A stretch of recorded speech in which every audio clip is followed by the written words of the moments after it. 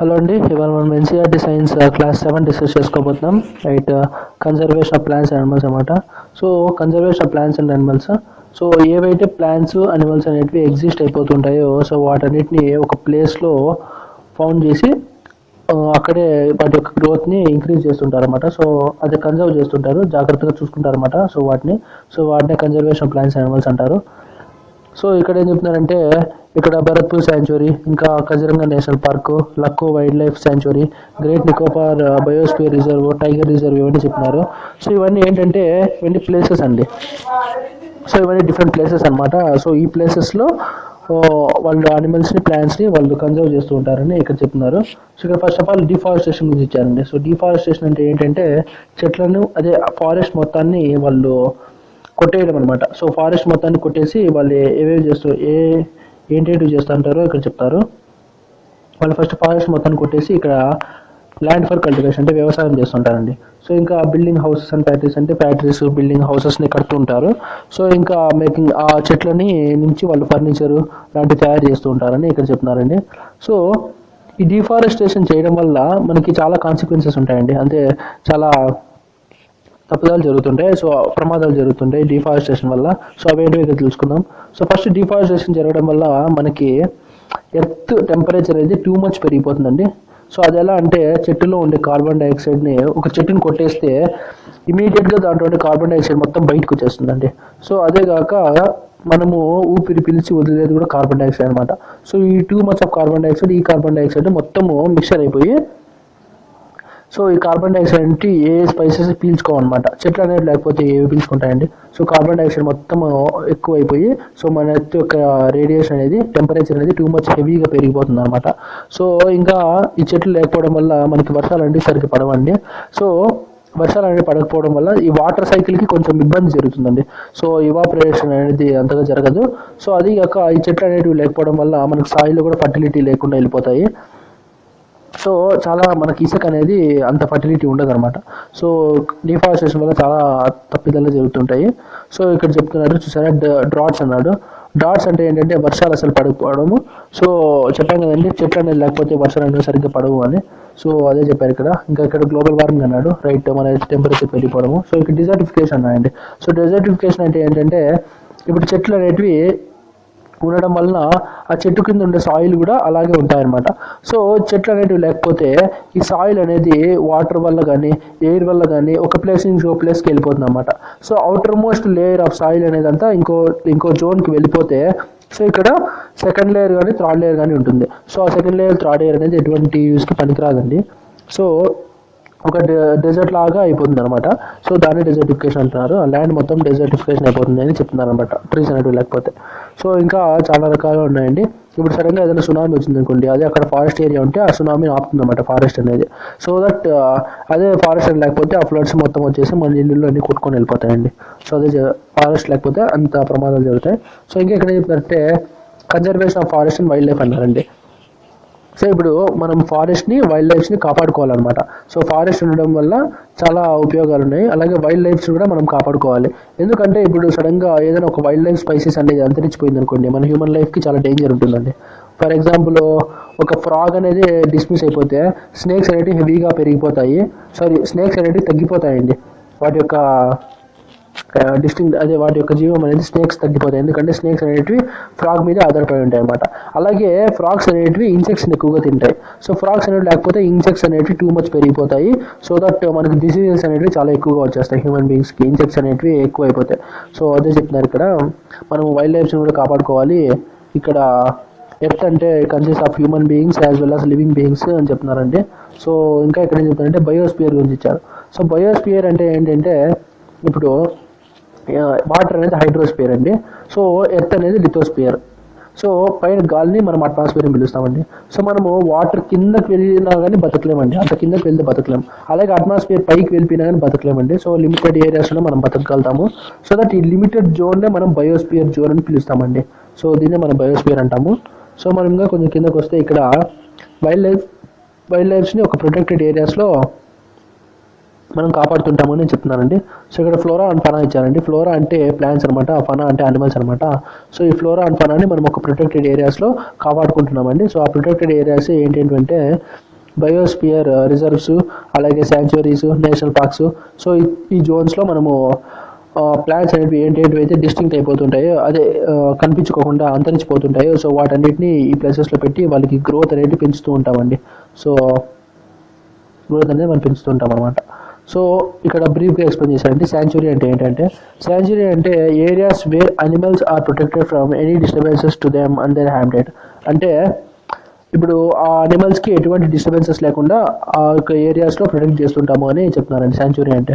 So national park గురించి ఇచ్చారండి. National parks అంటే ఏంటంటే areas reserved for wild life where they can freely use the habitats and natural resources. అంటే national పార్క్స్లో ఆ wild lifes అనేవి ఫ్రీగా వదిలేస్తారు. సో దట్ వైల్డ్ లైఫ్స్ అనేటివి ఆ నేచురల్ రిసోర్సెస్ అన్నింటినీ కూడా ఫ్రీగా యూజ్ చేసుకుంటాయి అని చెప్తున్నారండి. సో ఇక్కడ బయోస్పియర్ అంటే ఏంటంటే large areas of protected land for conservation of wild life, plant and animal resources and traditional life of the tribals living in that area. అంటే ఒక బయోస్పియర్ రిజర్వ్ అంటే అక్కడ చుట్టుపక్కల ట్రైబ్స్ కూడా బతుకుతుంటారండి. సో ఇప్పుడు నికోబార్ బయోస్పియర్ రిజర్వ్ తీసుకుంటే అక్కడ నికోబార్ ట్రైబ్స్ కూడా అక్కడ బతుకుతుంటారు. సో వాటితో పాటు ఇక్కడ wild lifes, some animal plants అవన్నీ కూడా బతుకుతుంటాయి. బయోస్పియర్ రిజర్వ్ అనేది హెవీ ల్యాండ్ ప్రొటెక్టెడ్ ఏరియా అని చెప్తున్నారండి. సో ఇంకా ఇక్కడ ఏం చెప్తున్నారంటే ఒక బయోస్పియర్ రిజర్వ్ గురించి చెప్పారు. సో బయోస్పియర్ రిజర్వ్ అనేది 2 months ఆఫ్ ల్యాండ్ అండి. సో హెవీ ల్యాండ్ అనమాట. సో ఈ ల్యాండ్లో ఇంకా మనము ఒక బయోస్పియర్ రిజర్వ్లో మనం శాంచురీస్ ఇంకా నేషనల్ పార్క్స్ కూడా లొకేట్ అయ్యాయి అని చెప్తున్నారు. సో ఇక్కడ ఫర్ ఎగ్జాంపుల్గా పాంచ్మర్చి బయో రిజర్వ్ గురించి చెప్పారు. సో ఈ Pachmarhi bio reserve 1 national park, దాన్ని సాత్పురా నేషనల్ పార్క్ అంటారు. So 2 wild life sanctuaries, Bori and Pachmarhi. So ఈ 2 వైల్డ్ లైఫ్ సెంచరీస్ కూడా ఈ పాంచ్మర్చి బయోస్పియర్ రిజర్వ్లో ఉన్నాయి అని చెప్తున్నారండి. సో ఇక్కడ మ్యాప్ కూడా ఇచ్చారు క్లియర్గా. సో ఇది పాంచ్మర్చి బయో రిజర్వ్. సో ఇక్కడ చూసారా పాంచ్మర్చి శాంచురీ ఉంది, ఇక్కడ బోరీ శాంచురీ ఉంది, అలాగే ఇక్కడ సాత్పురా నేషనల్ పార్క్ ఉంది, ఇక్కడ టావా రిజర్వాయర్ కూడా ఉందని ఇక్కడ చూపిస్తానండి మనకి. సో ఒక బయోస్పియర్ రిజర్వ్ అంటే చాలా పెద్దదండి, కన్సిస్ట్ ఆఫ్ 2 ల్యాండ్ అనమాట, అదే చెప్తారు. సో ఇక్కడ ఫ్లోరా అండ్ ఫనా గురించి చెప్పారండి. సో ఫ్లోరా అంటే ప్లాంట్స్ మీద చెప్పాను, ఫనా అంటే అనిమల్స్ అనమాట. సో ఒక అడవి అంటే అక్కడ డిఫరెంట్ స్పైసెస్ ఆఫ్ ఫ్లోరా ఉంటుంది, మరియు ఫనా కూడా ఉంటుంది అనమాట, అదే చెప్తున్నారు ఇక్కడ. సో ఇంకా ఇక్కడ క్లీన్గా వాటి యొక్క పిక్చర్స్ ఇచ్చారు అనిమల్స్వి. సో ఒకసారి చూడండి మీరు బాగా. సో ఇంకా ఇక్కడ ఏం చెప్తారంటే ఎండమిక్ స్పైసెస్ అన్నాయండి. సో ఎండమిక్ స్పైసెస్ అంటే ఏంటంటే ఇవి చాలా అరుదుగా ఒకే ప్రదేశంలో దొరుకుతాయండి. అంటే endemic species are those species of plants and animals which are found exclusively in a particular area అనమాట. అంటే ఒకే జోన్లో మాత్రమే ఇవి ఉంటాయన్నమాట, ఒక పర్టికులర్ ఏరియాలో మాత్రమే ఇవి ఉంటాయన్నమాట. ఇప్పుడు ఫర్ ఎగ్జాంపుల్ వైట్ టైగర్స్ చెప్పుకుందాం. సో ఈ వైట్ టైగర్స్ అనేవి సుందర్బన్ డెల్టా, వెస్ట్ బెంగాల్లో మాత్రమే ఉంటాయన్నమాట ఈ వైట్ టైగర్స్ అనేవి. అలా కొన్ని బర్డ్స్, అనిమల్స్ అనేవి కొన్ని జోన్స్లోనే ఉంటాయని చెప్తున్నారండి. సో ఫర్ ఎగ్జాంపుల్ ఇక్కడ ఏం చెప్తున్నారంటే ఇక్కడ సాల్ అండ్ వైల్డ్ మ్యాంగో అని చెప్తున్నారండి. సో సాల్ అండ్ వైల్డ్ మ్యాంగో అనేటివి మాత్రమే ఇక్కడ పాంచ్మర్చి బయో రిజర్వ్లో దొరుకుతాయి అని చెప్తున్నారు. అలాగే ఇంకా జైంట్ స్క్విరల్ అనే పక్షి కూడా ఇక్కడ మాత్రమే కనిపిస్తుంది, మనకి ఇండియా మొత్తానికి ఇంకెక్కడ కనిపించదు అని చెప్తున్నారండి. సో ఇక్కడ ఏం చెప్తున్నారంటే స్పైసెస్ గురించి చెప్పారండి.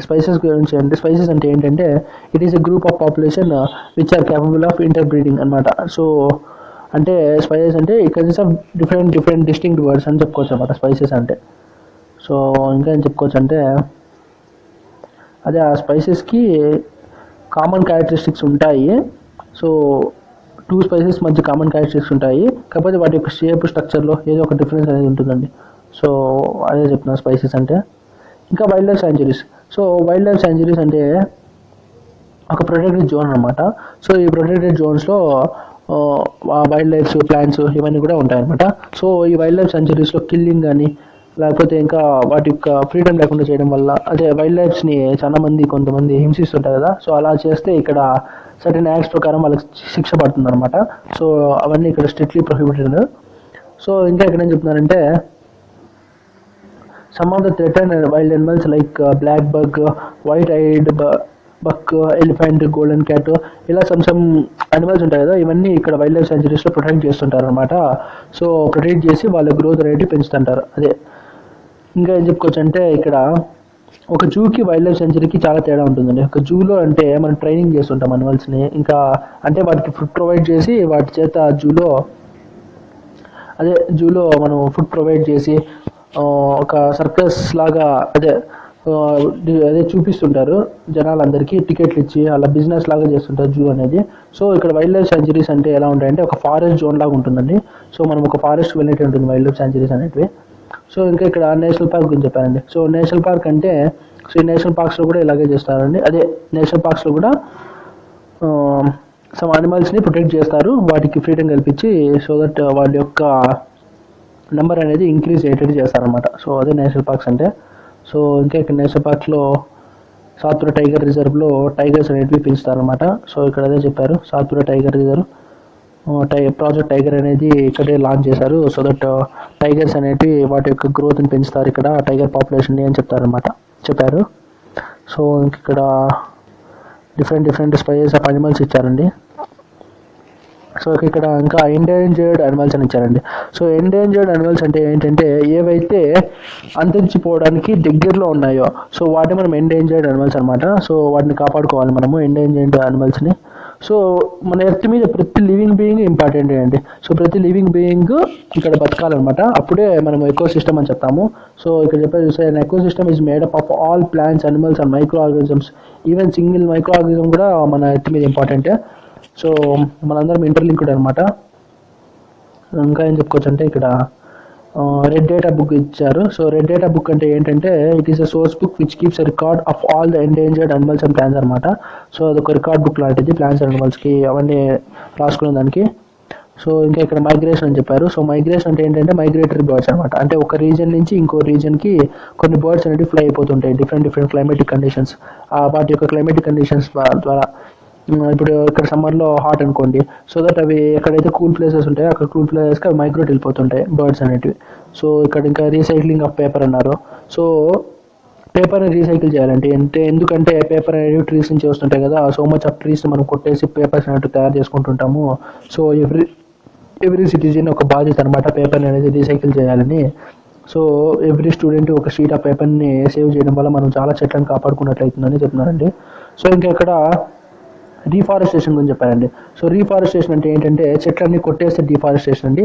ఆ కొట్టేసిన ప్లేసెస్లో మనం మళ్ళీ చెట్లు నాటితే అది రీఫారెస్టేషన్ అని ఇక్కడ చెప్తున్నారు. సో దట్ మన ఎర్త్ యొక్క టెంపరేచర్ని మనం కాపాడుకున్నట్టు అవుతుందండి రీఫారెస్టేషన్ వల్ల.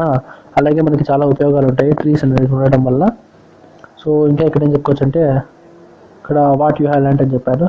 సో వాట్ యూ హ్యావ్ ల్యాండ్లో wild life sanctuaries, national parks, biospheres ఇవన్నీ మనకు తెలిసిందే. Preservation for forest and wild animals. So ఇంకా బయోడైవర్సిటీ గురించి ఇచ్చారు. Biodiversity first variety of living organisms in a specific area. So దాన్ని బయోడైవర్సిటీ అంటాము. So plants and animals of a particular area are known as the flora and fauna of that area. చెప్పారు కదండి, plants అంటే flora అని, animals అంటే fauna అని. So endemic species found only in particular area. అంటే endemic species అనేటివి particular జోన్లో మాత్రమే కనిపిస్తాయి మనకి.